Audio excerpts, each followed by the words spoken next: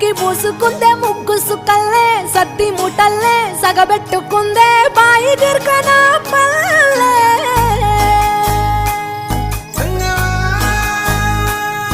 ఏ తెల్లని పాలధారలల్ల పల్లె తెల్లారుతుంటదిరా గుళ్ళోని గంటలు కాడెట్ల మెడలోన జంటగా మోగుతూ ఉంటాయిరా